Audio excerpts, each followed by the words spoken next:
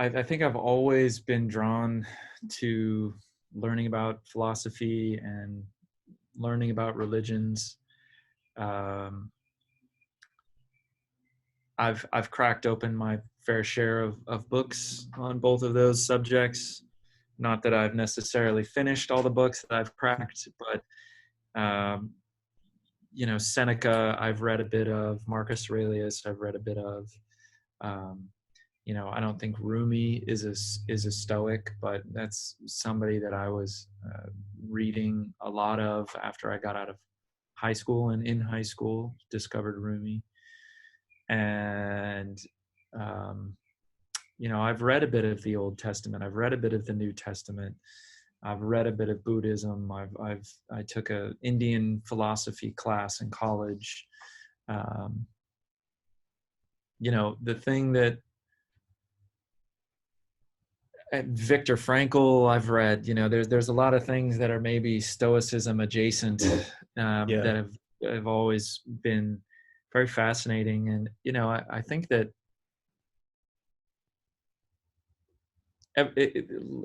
whenever there's a philosophy or a religion, it's a bit like the blind man and the elephant, and people who try to describe, that example, right? There's a bunch of blind men and they all are holding a different part of the elephant. And so when they describe the elephant, someone is holding the ear and says, it's long and flat and flappy. And someone else is holding the side and it's like, no, it's like a massive big brick wall. And someone's holding the trunk. Everyone has their own perspective on truth. But perspective is subjective. And so that doesn't, to me, that simultaneously discounts anyone's perspective on anything as being total truth. And yet at the same time, I think that it can almost, prove that I think that there's something of worth for how people view their reality, even if it's totally something that I think is backwards and messed up. I think it's important to listen to people. And I don't want to get political, but I think that's the breakdown of our ability to have meaningful discussion face to face is one of the reasons that we have cancel culture. It's one of the reasons that we have far right wing white supremacists. It's one of the reasons that we have, Bernie and people who aren't going to vote because Bernie's not the candidate, and other people who are voting for Trump. It's like, it's just polarizing, right? And I think that people rarely ever think of themselves as evil. They always look and point the finger to something else and say, well, that's evil. And I know that that's evil because I'm convinced of what I think. And I think I'm going to point the finger out there. And, I think that we are unable, our human equipment processes raw data and turns it into subjectivity, turns it into a narrative about reality. We don't actually interact with true reality. We don't see true light. We see a limited band of the light spectrum. And the way that our eyes perceive light is the same way that our brain perceives truth. And Stoicism is very much about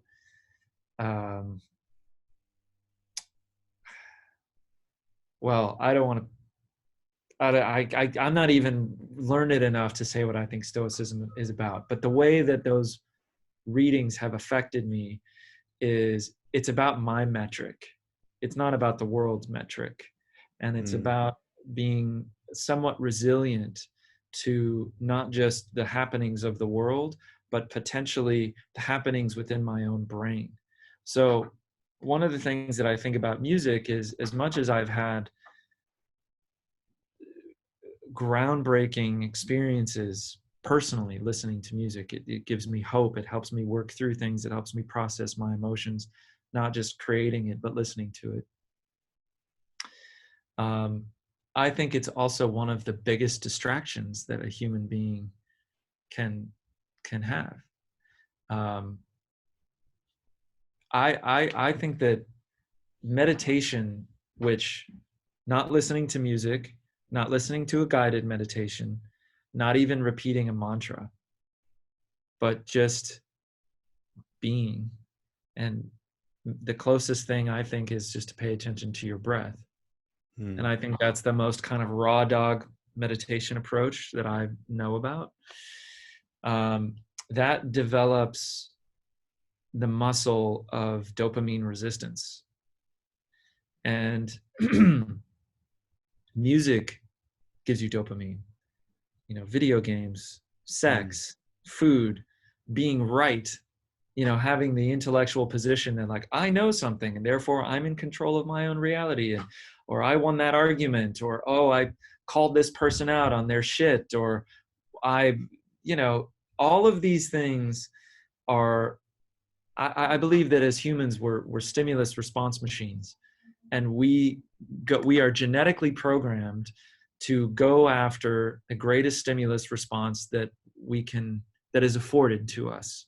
So whether that's developing a skill, getting a ripped body, or being a gourmet chef, or being a billionaire, whatever that is, we lock away a certain release that then we claw for. And this happens in music. This happens in music development. This happens in music creation. This happens with winning awards. This happens with getting jobs. Like, nowhere can humans hide from this.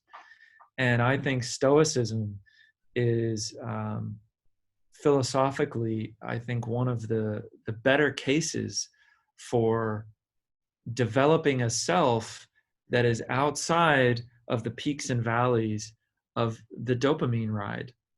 And when people feel down, then they seek it, through companionship and through food and through, it could be, sex, even if that's with just yourself. It's like, those are all coping mechanisms. And coping mechanisms because we're having a difficult time dealing with reality. And I think that Stoicism is kind of like, just sit there and be with it. Sit there and deal with it. Rely on yourself. Don't rely on other metrics. Hold true to your values and your principles, despite what the outside world might be pushing you to do or say. And this is, to me, an incredibly useful and noble philosophical path to try and hold, because especially now, the algorithms, I call them the algorithms, but we whatever our job is, the algorithms and technology are closing in more and more. And the algorithms are detecting what gives us a stimulus response, and they will in turn feed that back to us. So we're in these like ever intensifying stimulus loops, and the rate at which we can get stimulated is going up and up and up. So our ability to exist outside of them is also proportionately going down. And you see that with how addicted we are to our phones and checking Instagram and checking social media and being plugged in and all these things. It spins up all of these. It spins up the dopamine loop. So I value it because I personally feel so much better when I'm not on that ride, when I'm not desperately trying to get a dopamine hit. And look, I'm not perfect. I'm there with every other person that is hooked to my phone and hooked to my email and all of these things. But I try to fight against it. And so reading the Stoics, meditating, and exercise, and actually fasting too. Anything that pulls me away from the dopamine loop is, in my opinion, it's very valuable. I think the only danger is if I go too far extreme into that and I don't give myself enough of it, then I get into danger of collapsing back into it, because I feel like I've been too deprived, and it's like, screw it. I want to live. And what's life if I can't like binge on donuts and play video games and sleep all day long, or, whatever that looks like to any of us. But that's kind of my view and relationship to it.